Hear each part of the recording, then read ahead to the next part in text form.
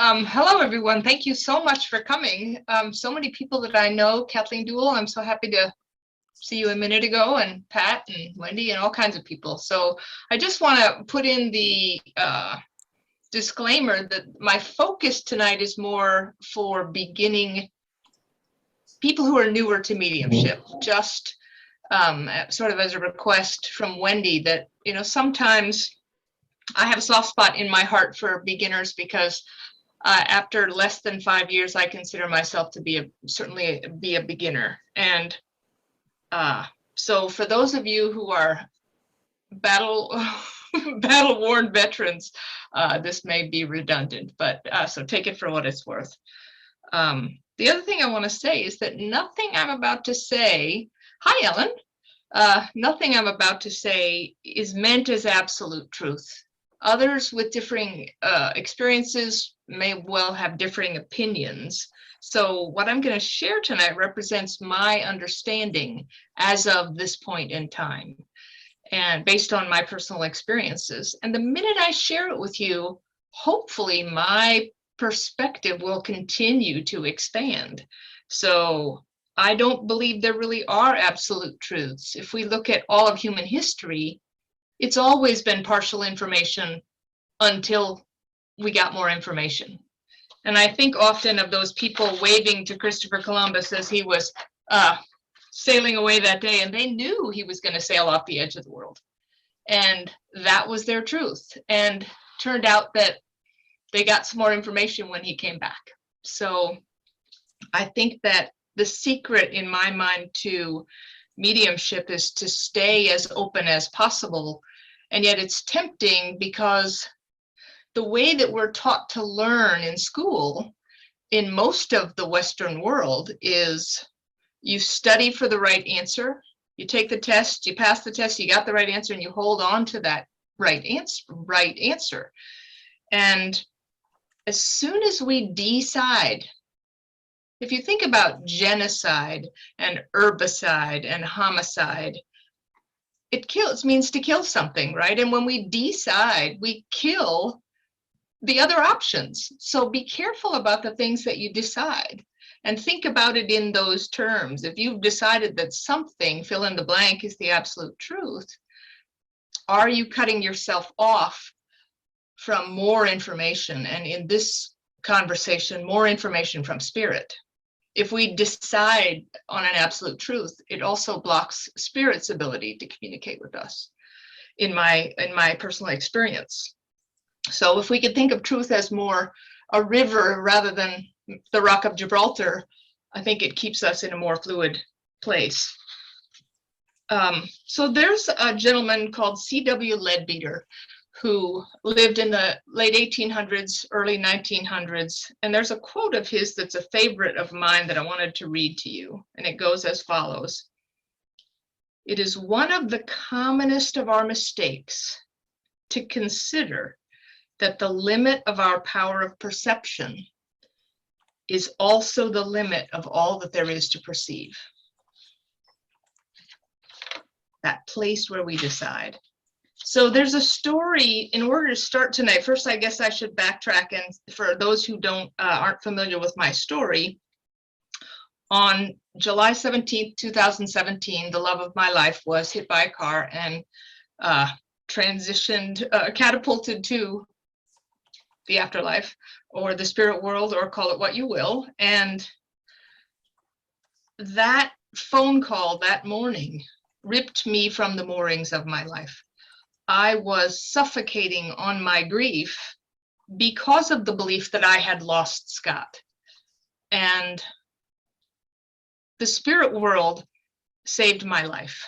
And so my commitment is to serve the spirit world for the rest of my human life, for the gift that I was given by Scott and those in spirit to show me that my belief, my understanding up to that point was not so much wrong as partial.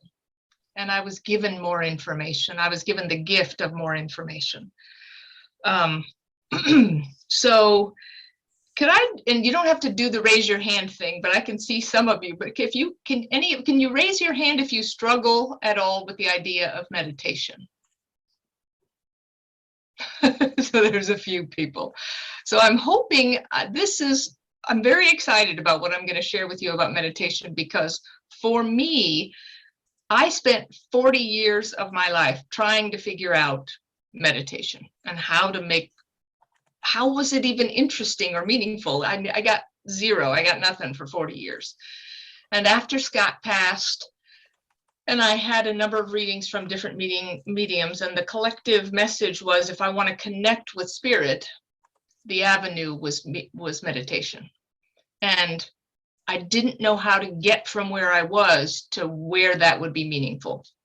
And I hope that some of you will have a pad and pen, because some of this might be things you want to reference back to. But because I am a clinical researcher, I tend to probably take a too left brain approach to a very right brained activity. So you'll have to bear with me. But I have a formula for meditation that may be helpful. So if you think about A plus B equals C, if A is the activity, which is meditation, that's the non-variable, that's the thing that stays the same.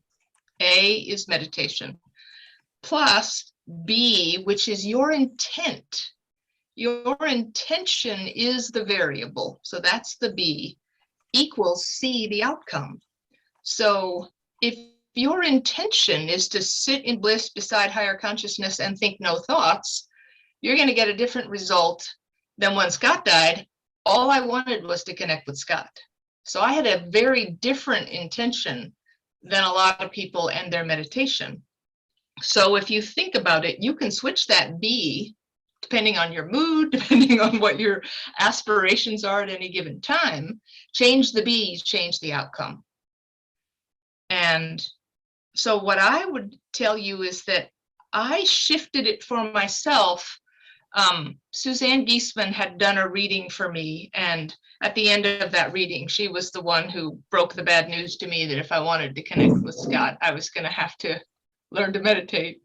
And after a couple of expletives on my part, she said, no, think about it a different way. She said, prayer is asking and thanking, and meditation is listening. And that changed everything for me, because I can't sit in a lotus position and still my mind, but I can listen. So the guidance I was given was to always meditate with a notepad in my lap. If my B is to connect to spirit, then meditate with a notepad in my lap. And I close my eyes. My process is I close my eyes with that notepad in my lap and my pen in my hand. And I don't have to still my mind and not think thoughts. But what I do is I listen, and I open my eyes long enough to write down the thoughts that occur to me.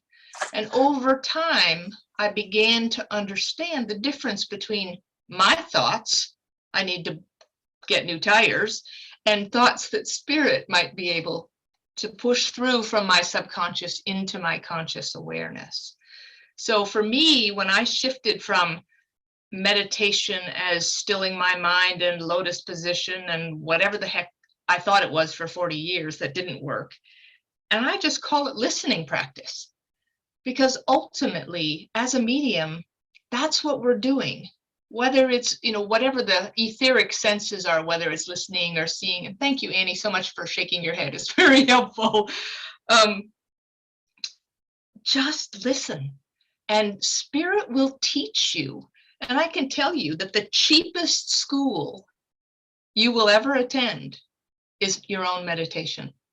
And if you ask, if I could give you one gift tonight more than anything else, it is one word, and that is ask. Too often people say, well, all you have to do is set your intention. And I disagree with that.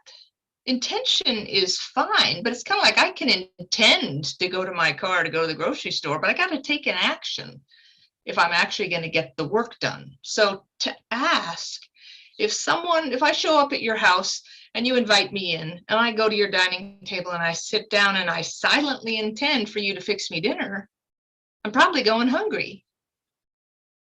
But if I ask you, hey, I'm actually kind of hungry, Wendy, would you be willing to make me dinner? she's probably going to agree to that because she invited me in the first place. So remember to ask. That's the biggest gift, and it's the thing I think we forget the most. But there's another story that I want to share with you that sets the tone for the rest of what I want to share with you. In the 11th century, there was a Tibetan Buddhist philosopher called Milarepa.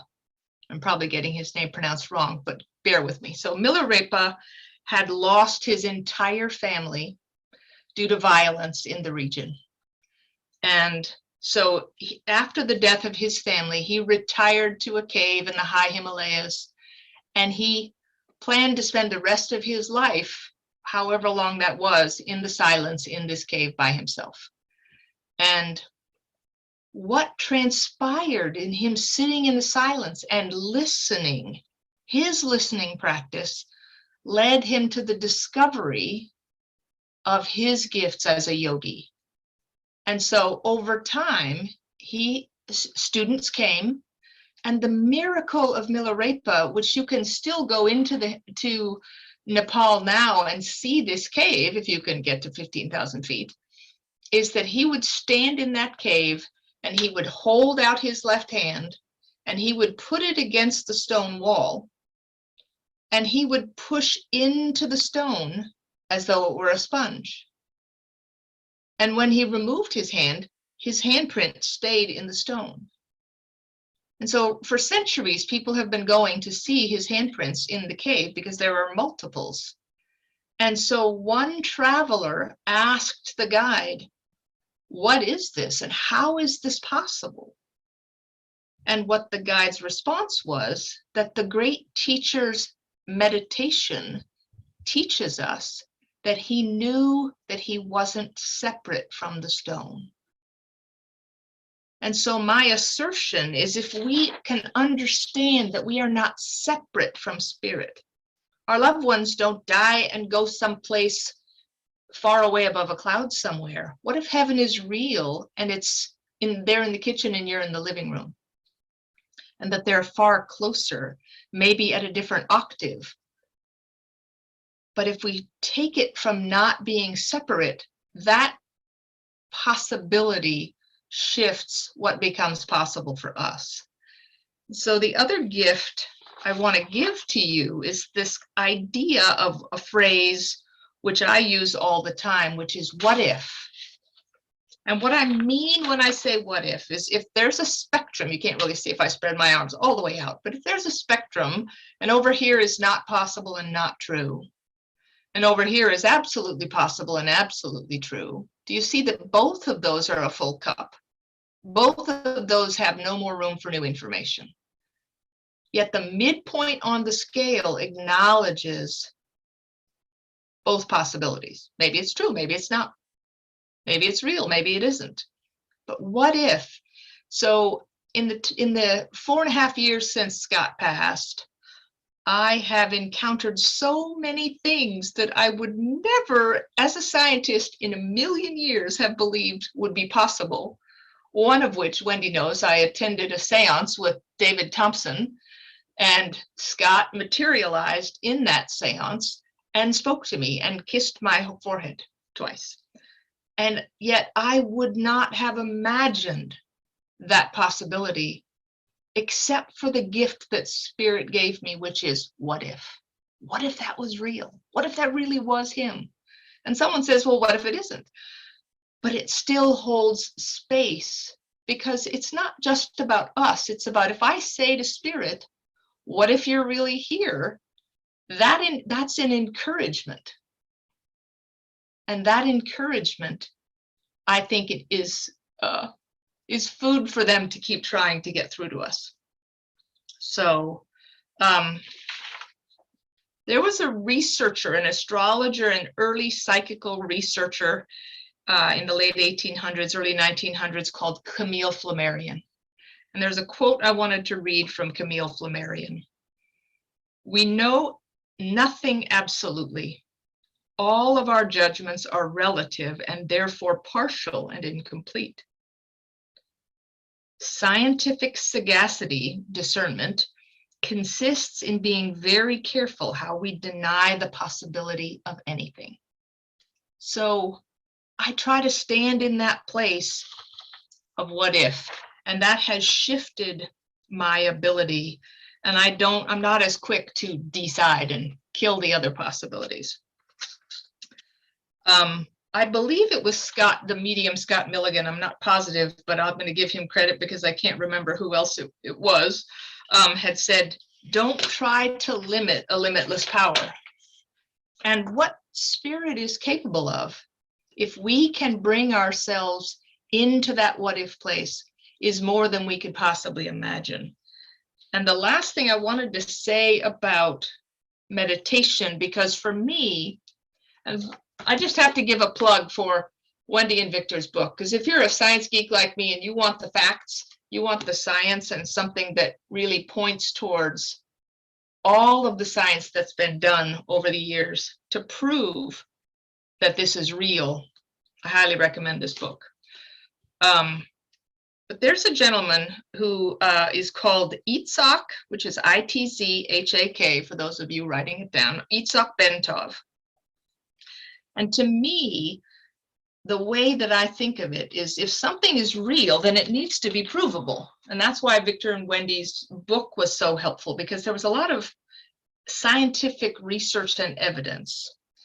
And so with regards to meditation, I wanted to read what Itzhak Bentov had to say, because this, and again, not everybody wants the science, but I found that it's actually very helpful. So this, it's a short passage from him, but it explains some of the mechanism of action, if you will. Consciousness opens up when there is a synchronization of the two hemispheres of the brain. The head becomes an antenna with an energy field around it, capable of both sending and receiving information. Through meditation, activation of Kundalini energy and the resonant state of our body enables higher perceptions to become possible. So our senses are an extension of our nervous system. So if you think about what people call your chakras, or I would say your energy centers, that's part of the nervous system that creates the radio station that is you. So as you meditate, you energetically bring yourself into merged resonance as you fine-tune your nervous system through meditation. And a system that comes into harmony with itself becomes a very powerful and capable of connecting with higher consciousness. And what is possible from that point is infinite. So to me, it's kind of like the term practicing medicine. I think that mediumship is an art that is a practice based in science, but the art of it is the fact that each of us has a different expression. So I'm not a big believer in rules. I know that there are guidelines in mediumship that I think are important to be respectful of. You know, guidelines to be honest, to be authentic, to do no harm, to do the best that you can to serve spirit. But the rules that say you must do it this way or you absolutely need to do it that way, I'm not as much a fan of that. And I suppose the reason for speaking that out loud is to sort of give some permission to experiment and find your own unique artistic expression of the art of mediumship. I know that many mediums use symbols. I don't have that capacity. I'm a pretty smart girl overall, but trying to remember that a red rose means this and a white cake means that, I don't have that I don't have that capacity. And it takes it, I break the link if I'm trying to remember that. So again, look at what works for you and don't believe that you have to, quote unquote, follow somebody else's rules. It is, you are an artist. And so look for your artistic expression of mediumship. So how many times, again, you could just feel free to show your, you don't have to raise the little electronic hand, you can just raise your hand, but how many of you have ever had the experience where it feels like you're making something up in your head? You know, like, okay, Where did that come from? I must have made it up. So I have a little exercise towards the end that we'll do that I can help you to sort of feel what the difference is. But I want to give you some, as a medium, whether you're wanting to just connect with your own loved ones or whether you're practicing to do readings for other people. For me, I didn't set out to be an evidential medium for anybody else other than myself. And Spirit had other plans. But I want to share some stories because I think that stories are such a powerful way of underscoring what's possible, especially when it comes to no's. Meaning, if I'm doing a reading and I ask my sitter, I would like you during the reading to, if I'm giving you evidence, I will ask you, does that make sense to you? And I'm looking for yes, no, I don't know. My personal belief at this point is there's really no such thing as no. There's yes and I don't know, because Spirit has a magical ability, it seems, to give us things that later become clear. So I'm going to give you a couple of stories of no's that turned out to be spectacular yeses later on. So I was doing a reading for a woman who was in her 70s, and she wanted to hear from her dad, who'd passed when he was in his 90s. And he shows up, and he's just a lovely guy, and he's talking about singing karaoke, and he keeps showing me Louis Armstrong in my face, like he would give all this evidence, but then he'd keep up close, he would show me Louis Armstrong's face, and I wasn't getting, other than, oh, he must have really loved Louis Armstrong. And she said, oh, yes, it was his favorite. But he kept showing me Louis like I had missed something, so I'll get to that. But at some point in the reading, he shows me a rocket landing on the moon. And underneath it says 1969. And so I asked her, was the 1969 moon landing significant to her, or between she and her father? And she said, well, I remember it, but it wasn't necessarily significant. And I said, well, just write it down, see if you remember something later. About a month later, she sends me a text message. And during the reading, she'd mentioned that her only child had just had her only grandchild. Anyway, she sends me a text about a month later with a photograph of some friend in Germany had sent a onesie for the new grandson. And on the front of the onesie was a rocket landing on the moon, and underneath it said 1969. Now, the thing that's important about that is that seems like they were telling the future, right? Because how he gave us evidence of something that hadn't happened yet. And so I grapple with things that seem too magical. And so my understanding, as I've considered that, is if I'm on a street corner watching a parade go by, the present moment is right here in front of me. And if I look to the right, that's the future, because the parade is still coming that direction. So I can look a little ways into the future. And if I turn to the left, I can look a little ways into the past where the parade has gone by. But if I could rise up in a hot air balloon, I can see farther into the past and I can see farther into the future. So that dad was higher up in the hot air balloon, as it were, and he could see already that that onesie was speeding its way across the Atlantic to her house in Florida with the rocket landing on the moon in 1969. So it's just a lovely way where, it's tempting, or it's difficult as a medium when you ask, does that make sense? And they say no. It's like, bah, bah. You feel like, the failure thing, because we want to get it right and we get the no's. So I really don't get too worked up about the no's, because time and time again, it turns out to not be a no, but an I don't know. So one of my favorites, I had done a mediumship workshop in Santa Fe, and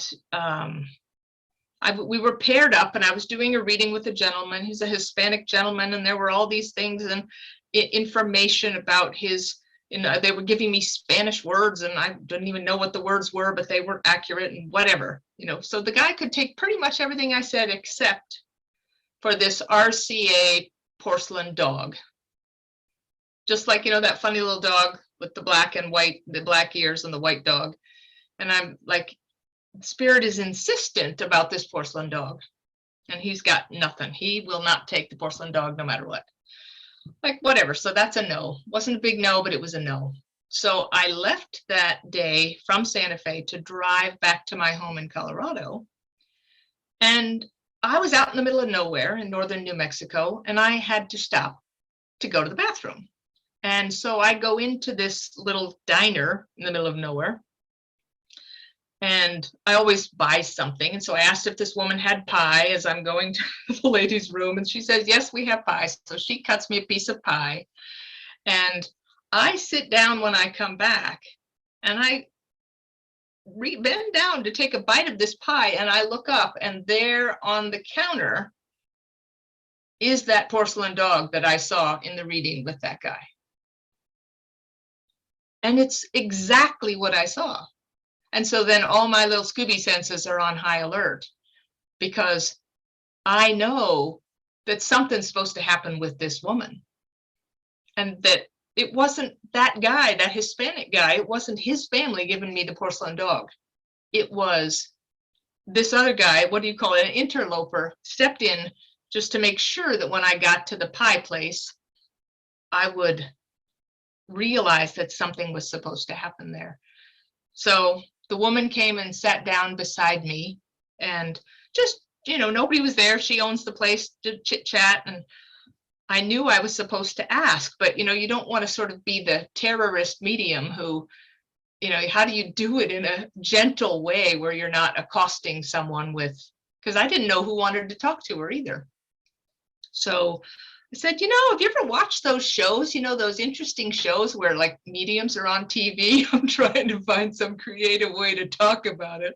She goes, oh yeah, I love those shows. I said, well, it's interesting because I do that too. I'm still learning, but I do that too. And so she said, well, I have a son who passed away. I'd love to. Do you think you could give me a message from my son? So anyway, the short of a very long story is her son came through and gave beautiful evidence. And it was a beautiful moment that I wouldn't have noticed. And it was a no, that it was just a no for that guy. So I guess the lesson here is pay attention. The sitter needs to pay attention to the no's, but we as mediums need to hold a broader bandwidth of possibility. So I was paying attention, so I didn't miss that when it came up. So take that for what it's worth.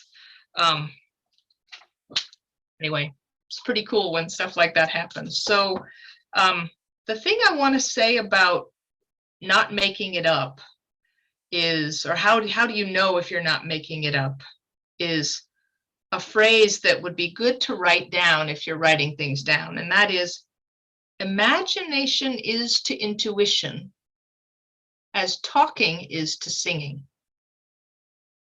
So you wouldn't be able to sing if you couldn't talk, and you wouldn't be able to intuit if you couldn't use your imagination. And spirit uses the tool of our intuition, of our imagination, to give us intuitions, to give us gifts of awareness. And as I said, that's a little, I have a little exercise that we can do that I think will work in this group setting. So don't let me forget that, but just imagination is to intuition as talking is to singing. Keep that in your mind.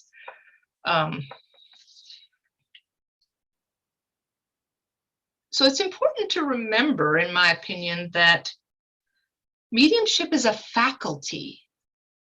Spirituality is a state of being, but mediumship is just the faculty. It's like knowing how to play the piano or carve trees with chainsaws. It's just a learned skill. And one is not automatically spiritual because one is a medium. And yet, if one will pursue a spiritual, more expansive path, excuse me, what it does is it's almost like it opens up the doorway for spirit to have more access. But I've certainly interacted with mediums that were not spiritual at all, and yet they were still very good technicians of the faculty called mediumship. So I thought, and that took a long time for me to sort of wrap my head around that. And I think that it was actually David Thompson who was the first person to introduce me to that. David Thompson is a physical medium who's a friend of Wendy and Victor Zamet's. But he was the first person to present that to me as an idea. And it took some time for me to come to understand what that actually meant.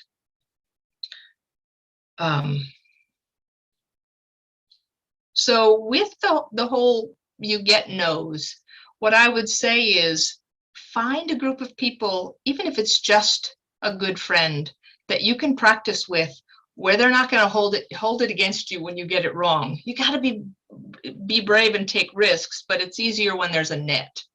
You know, like the trapeze artists don't practice without the net. They practice with the net of having friends that they can trust who aren't going to call you a charlatan or a scammer.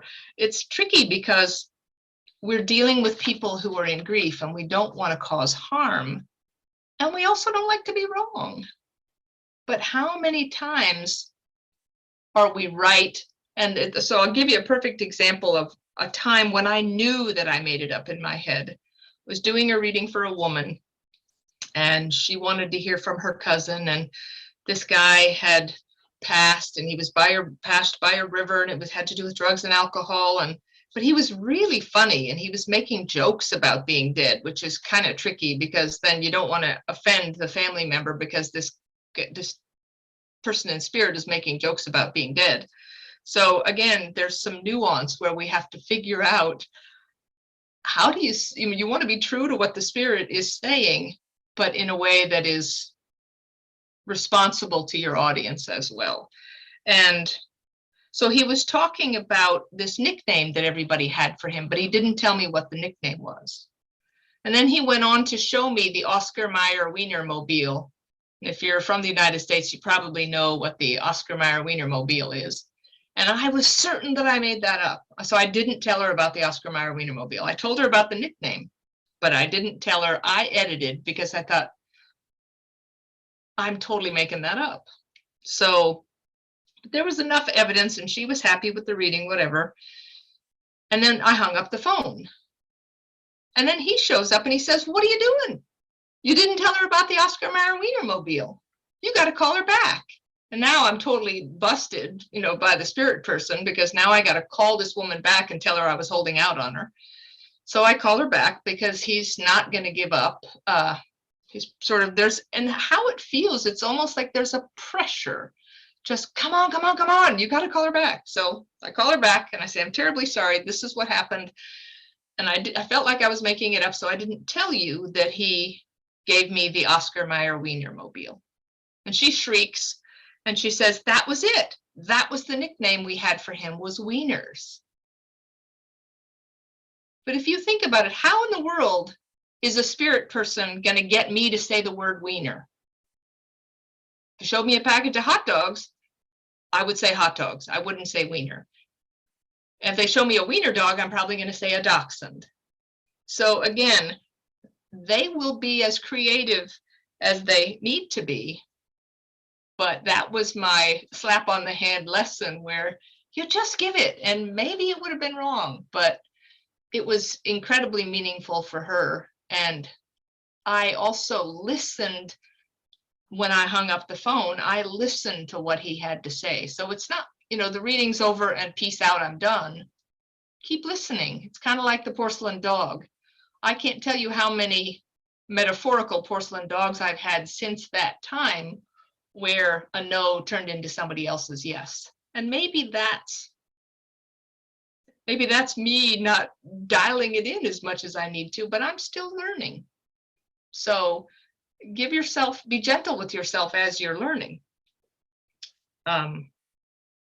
And don't compare yourself to others. But hey, Wendy, is William of William and Timmy, is it Cadwell? Is that right? Yeah, William Cadwell. Yeah. So William Cadwell is the lead for David Thompson, this physical medium, his spirit team, this gentleman William Cadwell, and I was in a seance with William, and he gave me one of the most meaningful pieces of information that I hang my hat on as a medium. And I really hope that those of you writing notes will write this down, because to me, it's probably the single most important piece of evidence, and it came straight from spirit.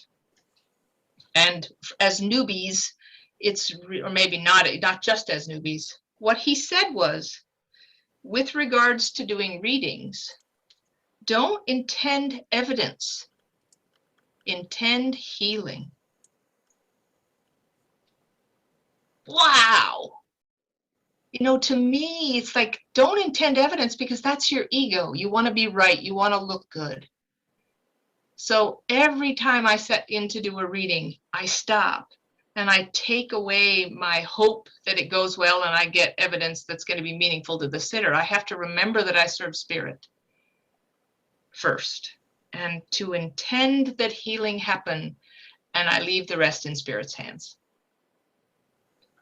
And our teachers can give us tools that point us in a direction, but learning in mediumship is not linear and it's not sequential.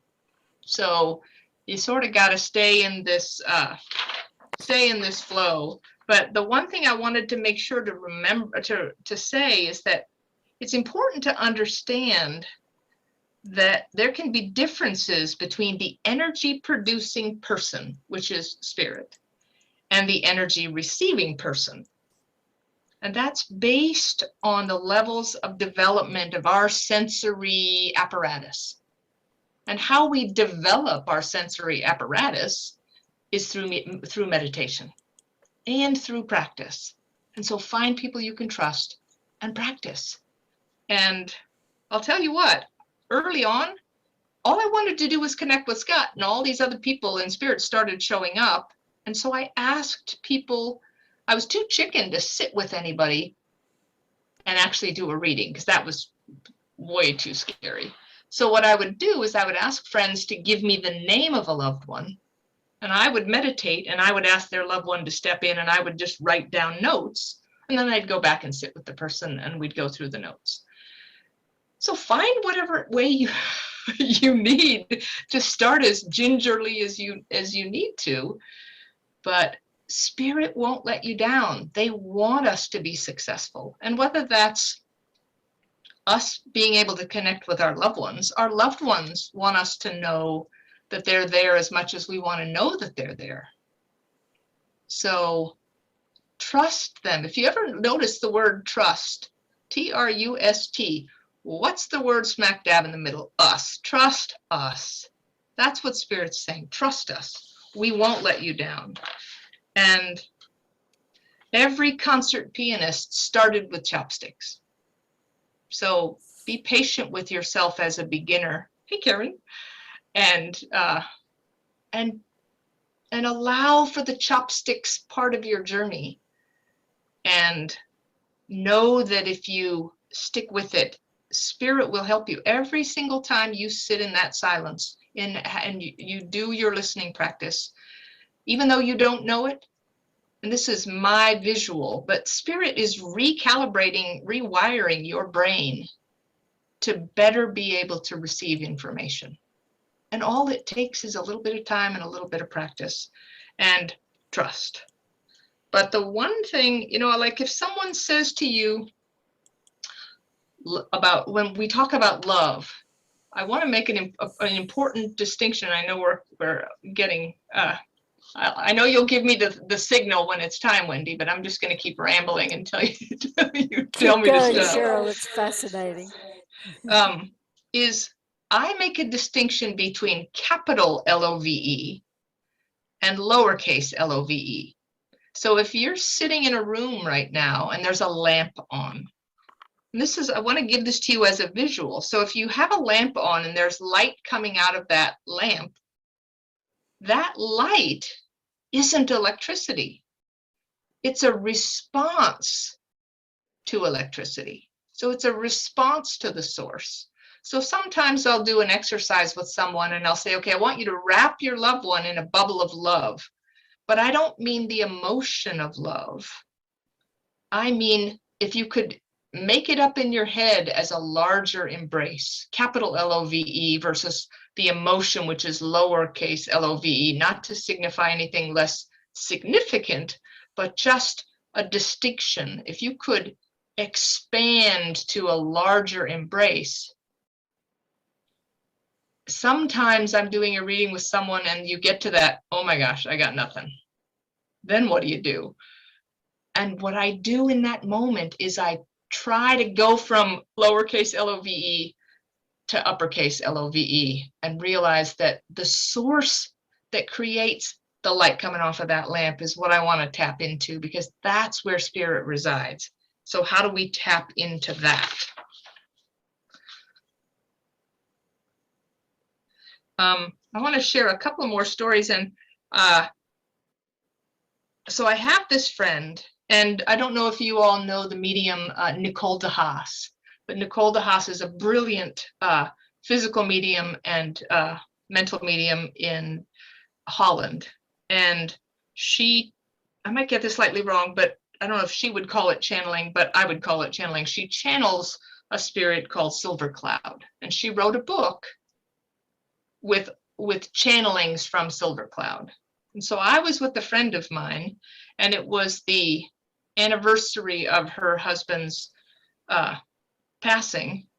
And we were spending time together, and I was trying to help her to sort of feel better, and, you know, on a hard day. And in the room, the TV was going, and there's that music station where, you know, you get like the songs, it's just music, and then sometimes quotes will come up. But anyway, and usually when the song is playing, it comes up the name of the song or the artist or whatever. And so I said goodnight, but she was going to be there with the music playing for a while. And I was staying with her, and I got down to my room, and I remembered that I wanted to give her the Silver Cloud book. And I had sort of reached out to her husband, like, come on, we need something out of the ballpark for today. But anyway, I walked back upstairs with the Silver Cloud book in my hand, and it was facing outward. And she saw me coming, and she saw the title of the book, and her mouth dropped open. And she stared at me, and I said, what is wrong? And she pointed at the television, and at that very instant, there was a song on the Muzak station, and the title of the song was Silver Cloud. In that very instant. Like, isn't that magical? So if we listen, and again, it's the nuances. I was doing a reading for someone, and they were on the phone someplace else. And in the neighborhood, my bedroom window was open, and I heard someone pull into somebody's dooryard and honk the horn in a funny way. And I knew in that instance, my claircognizant told me that was significant. And so I said that he's talking about something about a horn honking in a funny way. And that was the most significant piece of evidence that I brought through in that reading. Well, actually, it was a niece that had passed, but the niece had a handicap, and she rode the special bus. And every time the special bus pulled into the driveway, the driver would honk the horn in a funny way. So spirit used the sound in my neighborhood to show me, so that at that moment, I could give that person that piece of evidence. So again, they'll always take the path of least resistance if we'll stay open, and it's a skill that we develop over time about what's possible. The one thing I forgot to tell you guys before about the old guy with the rocket landing on the moon, and he kept showing me Louis Armstrong's picture up close in my face. I got to the end of that reading, and I said, what was your dad's name? And she said, Louis. He was trying to tell me his name, but I was blind to that. I did another reading for a woman, and this guy shows me James Dean on the motorcycle, and he's a rebel without a cause, and go through the whole reading. And at the end, he's showing me Jimmy Buffett, and I'm not getting it. And I asked her, what's his name? And she said, Jimmy. So we miss things, but over time, as we develop our relationship with spirit, we start to understand, oh, I could have had a V8, right? Maybe there's a significance here that I'm missing. But I spent my life up until July 17, 2017, July 7, 2017, I spent my life ignorant of my own potential and about what's possible. And now, would I have Scott back? Yes.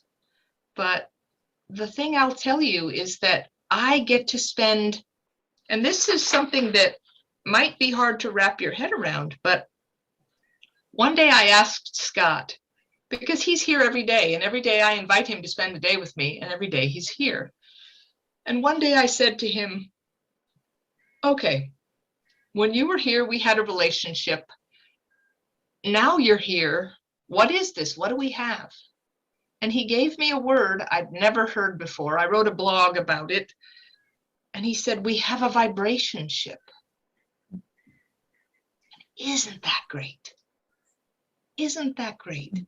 Because we can create new memories with our loved ones. They still exist, and they understand we have free will. And if we don't ask, I don't think it hurts their feelings. I think it thrills them when we do. But if we ask, they'll spend the time with us. They'll make new memories with us. And that's what's possible. And there's a fallacy we have. It's the fallacy of insignificance, where I was doing a reading for a woman, and somehow Abraham Lincoln came up, or we were going to experiment and see if we could get a message from Abraham Lincoln.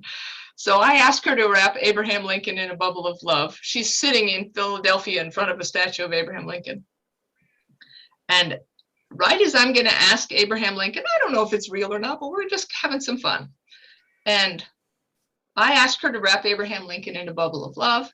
And right as I'm about to ask him for a gift, she screams. And I said, what's wrong? She said, there's a bee. Like she was outside and this bee was dive bombing her or whatever.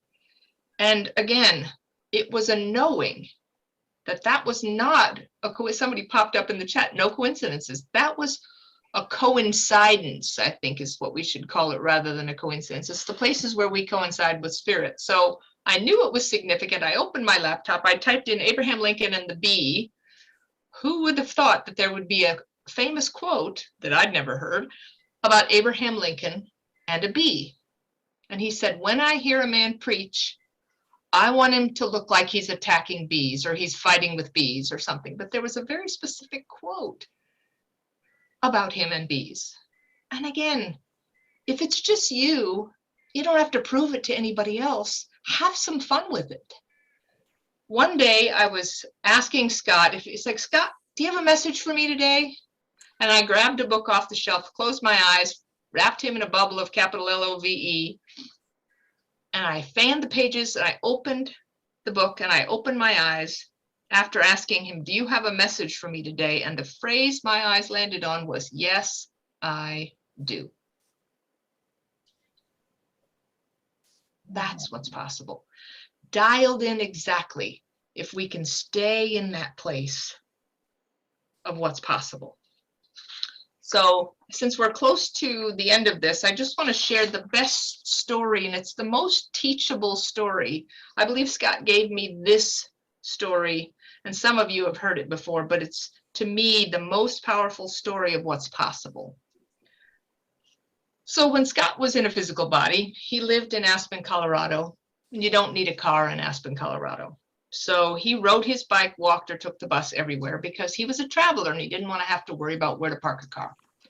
So when we would go visit his 90-year-old dad in Denver, 5 hours away, we would take my old blue Toyota on road trips to visit his dad.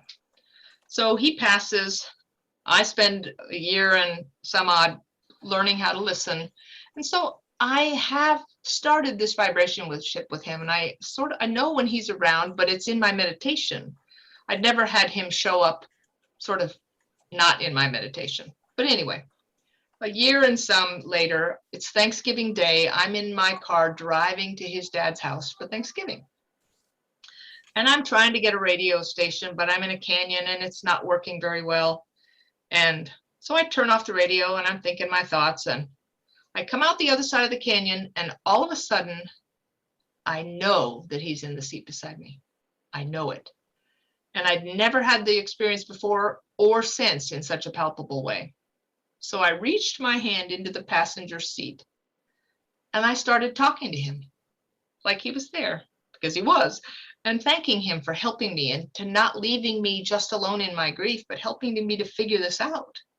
And all of a sudden, the palm of my hand, not my thumb or my fingers or my wrist, just the center of my palm, started to get hotter and hotter and hotter, like somebody was turning up a stove, almost to the point of ouch. And I said, oh my God, you're totally here and you're totally holding my hand. This is so freaking cool. And I hear, because I'm a good listener at this point, I hear in my mind's ear, turn on the radio. So I take the same hand, I'm driving 70 miles an hour trying, to keep on the road. I poke the radio, not knowing where in the scrolly thing the radio has stopped, but it's a country station, because isn't it always a country station? So the lyrics coming out of the radio at that exact moment were, if heaven is anywhere, it's right here, always having your hand to hold. Now I'm burst into tears and I'm laughing and crying and trying not to crash the car and trying to write down enough. I always have a pad and pen. I'm trying to write down enough the lyrics so I can look it up later, because I don't know the song. And the next song comes on and it's a song about holding somebody's hand. It's like, okay, I get the message. So I go to his dad's, I spend a couple of days, I come home, and when I get home, I notice the notepad with the song lyrics on it. It's like, oh yeah, I want to look that up. So I go in the house and I look it up and I read the lyrics first, and then I can't believe it. So I'm watching the video and I'm gobsmacked, because this isn't just a song about holding the hand of someone you love. It's a song about holding the hand of someone you love while you're on a road trip in an old blue Toyota. Out of the ballpark for Scout Whitlock.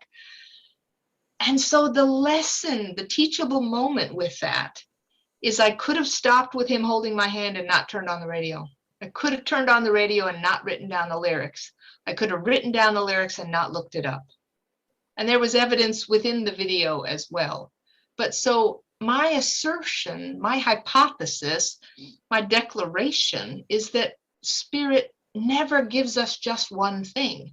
If they can give you a twofer or a threefer, they will. They layer the gifts. And whether we go down the rabbit hole to find them, that's up to us. But there's always more there than meets the eye.